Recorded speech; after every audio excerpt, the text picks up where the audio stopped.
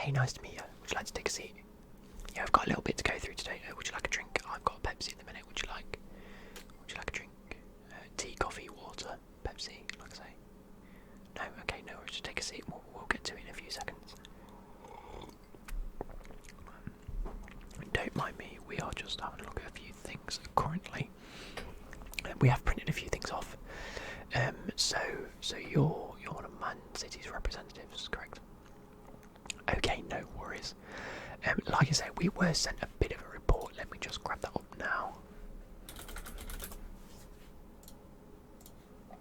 Yep.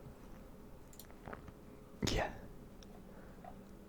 Okay, so what it was is we were sent a bit of a report to sort of analyse the team in some form of sense, pick out a few key areas to try and improve on, sorry, and then come back with a few different players.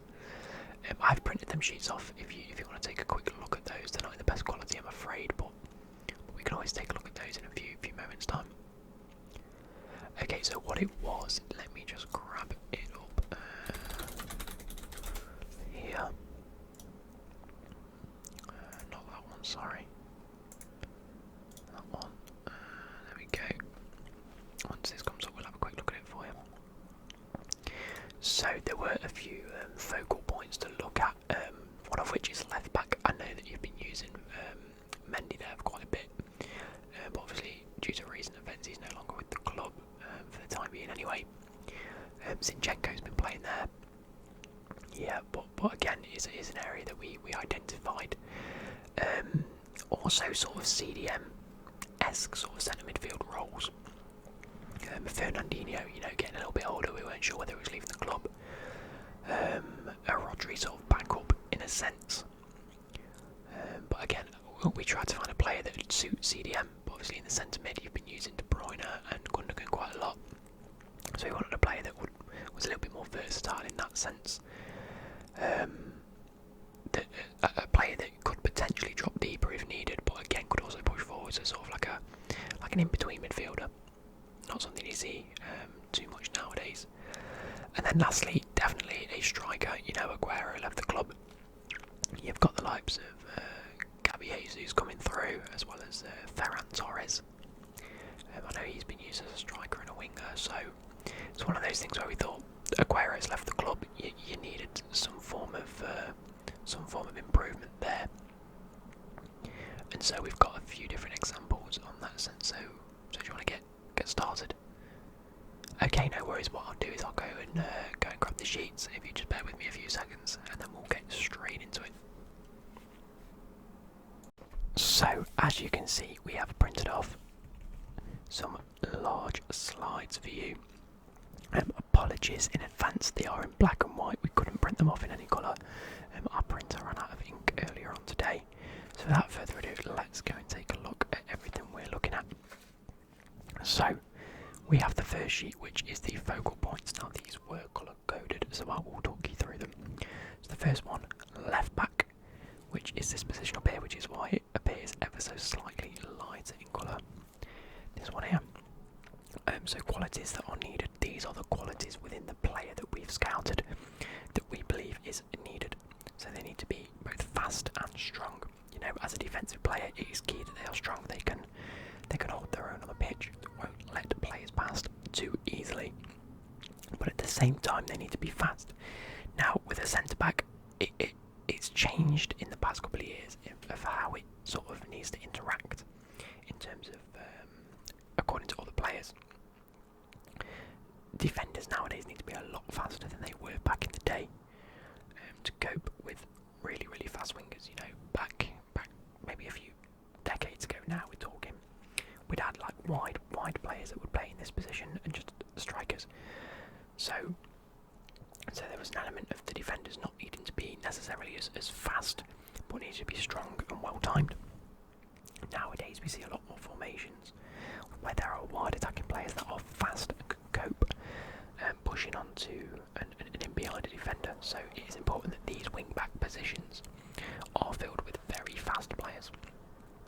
Now, in terms of qualities that suit your club specifically, we need a defender that is good with the ball at their feet, which means as noted, the 4th point, can push forward and create chances. I know that says create. We're not talking about any sort of Eastern European player, because Crete's a place. We're all about creating chances. So all in all, we need a player that will push forward, dribble, but can also put in a key pass. So all in all, this is what these wing backs are what you'd expect from decades ago. This wide midfielder to do. Relatively quick and good with the ball at the feet, can create chances. Used to be sort of like this right mid, left mid role. Thinking back at the days of David Beckham and Ryan Giggs era. But nowadays these wingers are a lot more attacking. These wing backs push on, and it's usually this CDM role where when these two do bomb forward, they sort of sit a little bit deeper. And I know that's what you are looking for at Man City, is just this CDM role to sit a little bit deeper. Or if these are pushed back a little bit, or sort of inverted wing backs, as I know you like to call them, can sort of push on a little bit while these two sort of bomb forward and they just hold this middle role. So when we're looking at a CDM, we're looking at the potential of a Rodri backup or a Fernandinho replacement. Fernandinho has been a great servant at the club, but his time is limited nowadays. So what qualities does this CDM need? They need to be strong.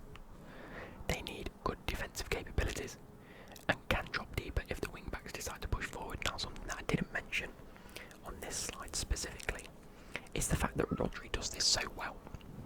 And it's not necessarily these qualities are what you could see in Rodri anyway. And Fernandinho. So what do you need in terms of a player as a backup to this system? Okay, you'd want a player that could fit this role capably if needed to be. But also we have these two centre mid positions often filled up by the likes of De Bruyne and Gundogan. Now, say one of these gets injured at any point, or say you just like a little bit of rotation, and Rodri's playing very well, you don't particularly want to drop him. We need a player that can do both of these roles, can sort of get forward a little bit as well. Can happily sit and do the Gundogan role of just, floating, sort of box to box-esque, of picking the ball up, sort of creating a bit of play, can often get into good positions, whether they're attacking or defensive positions. So that's the sort of player we were looking for here, sort of the qualities of a good sort of defensive midfielder, but again one that can also get forward, so more of an all-around midfielder in that sense. Now, striker. We've already identified the fact that Aguero has left the club. He's gone to Barcelona. You still have Gabriel Jesus. I know Ferran Torres has been playing there. So what else can we look to offer from different players? Let me just double check my systems. Make sure everything's working as it should. Bear with me a few seconds.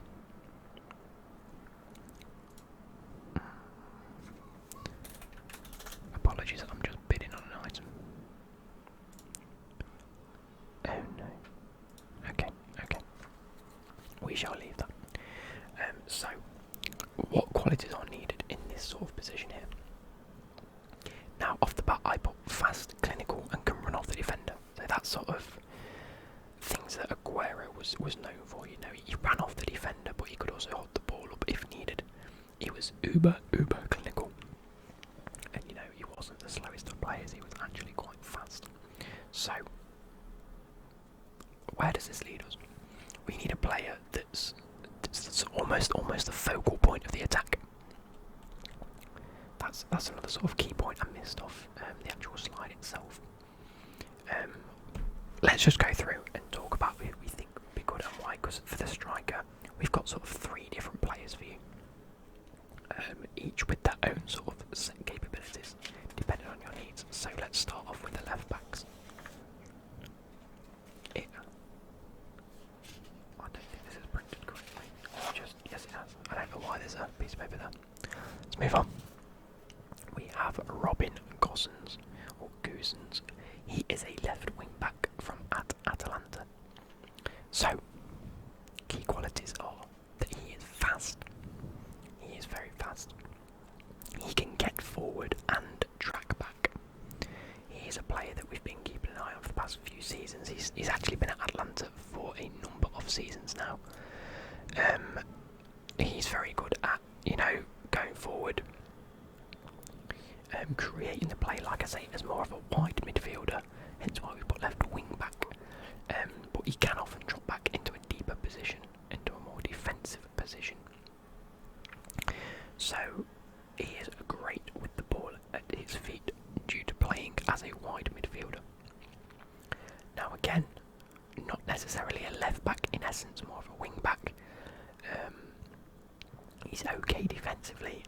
Again, this is similar to what I've been saying earlier. It depends what sort of player you're after specifically. If you're after a player that can sit back and defend, it might not be the player for you. However, if you are looking for that wide sort of wing back to bomb on, push forward, create a lot of opportunities, he is key. Now, you are probably going to be expected to play upwards of 31 million.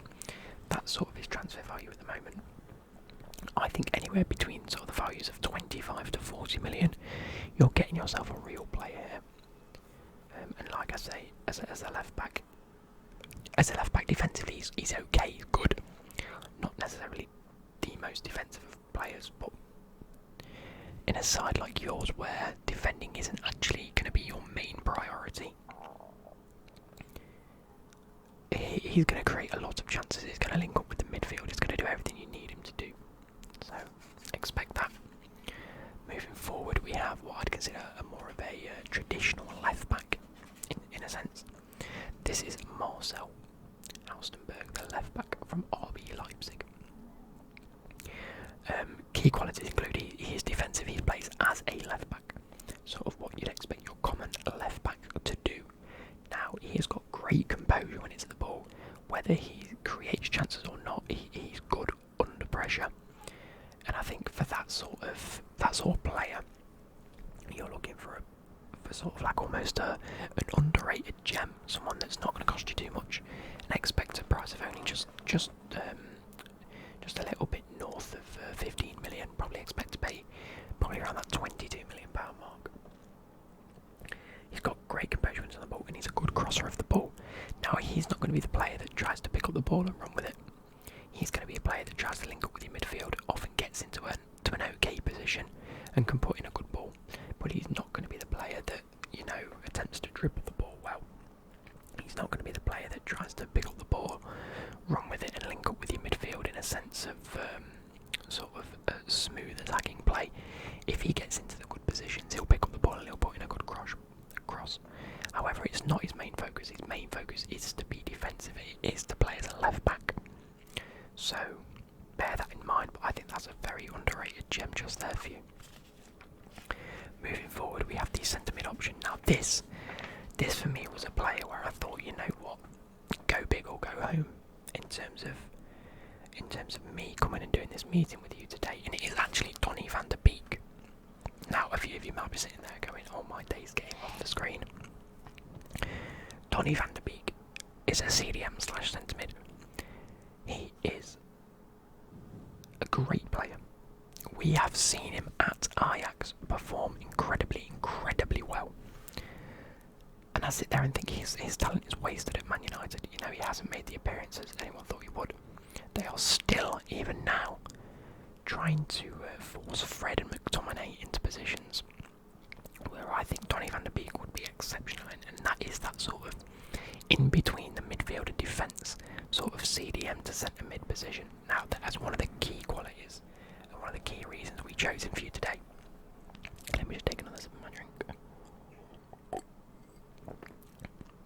He is without a doubt that perfect sort of transition between the midfield and defence. First and foremost, he's got great potential. We saw what he could do at Ajax. He has not been utilised at Man United whatsoever. The second key quality, you'd actually be stealing him off your rivals.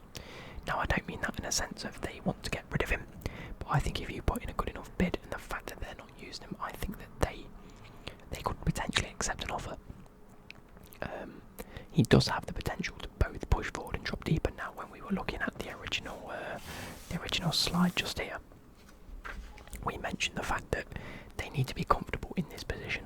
They need to be comfortable sitting back if needs be, and I think he does have qualities within him to be able to sit back and soak up a little bit of the pressure. but at the same time, he can also fit into any of these roles capably as well.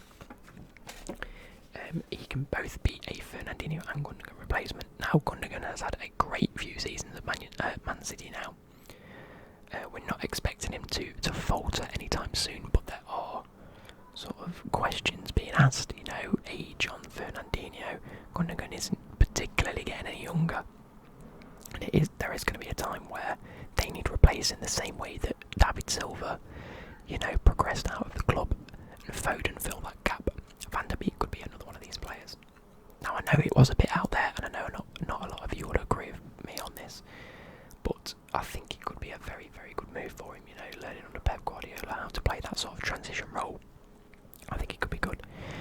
The only downside is he might be a little bit more expensive than what you'd expect to pay for a CDM/centre midfielder at 35 million plus.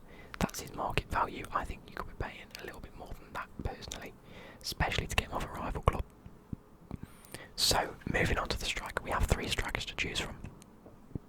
I have gone sort of 3 different ways with this. I've gone completely high profile, completely off the rail, and then there is an element of sort of young talent that everyone knows about. They would do very well at your club, but then there's a third one in there that's sort of like a hidden gem that I think, you know what, for the time being, why not? So we have an empty sheet. Don't know why, don't know what our printer was doing.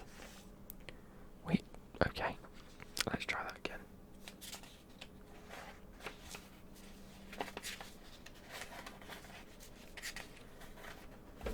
So the first one being Harry Kane. Let me just shuffle these about because they're not particularly in the right order. There we go. So the first one, Harry Kane, striker at Tottenham. Now, you have been linked with him last summer, or the summer just gone, should I say. Didn't quite get your hands on him. He opted to stay at Tottenham. Whether that was his choice or Tottenham's choice, I'm not entirely sure. But we all know this guy and his qualities. Okay, he's a clinical finisher. He is. He finds himself in attacking positions. He will score you goals regardless. He is a proven player in the Premier League. He is one of the world's best strikers, in my opinion. Definitely within the top 3. You could argue that he's the top, up there with the likes of Lewandowski. And every year I say this, but I never expect him to do as well, season on season, and he just goes and proves me wrong. And then a little bit out there, his hold-up play is actually great. Now, I know when we initially said we wanted someone that was fast and could get in behind the defence, it doesn't really offer this specifically, but he does well battling with defenders, and I think that is an element that you need as well. Hold-up play is incredible, sort of opens up the likes of that Foden, Sterling left wing role, as well as the Mahrez, Bernardo Silva right wing role. It offers them a chance to push forward and, you know, get involved in the goals a little bit more. But all in all, a great player regardless. However, we are expected 120 million plus if you were to sign him in January. Obviously, with the fact that his contract is beginning to run out at Tottenham, I think he might be up for a free transfer next year. Let's take a quick look at this. So, Harry Kane, Tottenham contract. Let's take a quick check. So, it runs out. When does it run out? It was a 6-year contract in 2018, so it does run out. It runs out in 2023-24, so you won't be able to get him on a free next year, so you will be looking to pay quite a substantial amount of money for him. Then again, he is looking to leave. He has a gentleman's agreement with Tottenham to leave. That wasn't really honoured this summer. Maybe he has a deal where he'll sign a new contract and they'll add a release clause or something of the likes in soon. I'm not entirely sure. So, he is a player that you'd expect to get expensive, with the fact that he wants to leave. Tottenham really sort of not wanting him to leave, but if you offer him money upwards of 120, 150, 180 million, they can't really say no to that, can they? So at some point they will buckle and they will take that. is the best up-and-coming player in the world, Erling Haaland. Now there is no debate that this guy is the real deal. He is fast, he can get in behind the defence when he is needed. We have seen him on multiple occasions in the Bundesliga and also when he was playing at Salzburg. He was definitely playing at Salzburg, right? I think I'm correct in saying so. That he can run onto the ball. He's got legs for days somehow. With his height, with his strength, he is stupidly very physical on the ball. And he is super clinical. Now this is a player as well where you look at him and you're scared. Sort of that Harry Kane, the minute he's on the pitch you think, you know what, this boy can produce, this boy's got talent. And can absolutely do a job. He's currently at Dortmund. Now his expected price is 100 million. However, if I do a little bit more research, if you were to sign him in January, you'd look to be playing that 100 million plus. A sort of figure. However, if we were to look at his contract, where is it?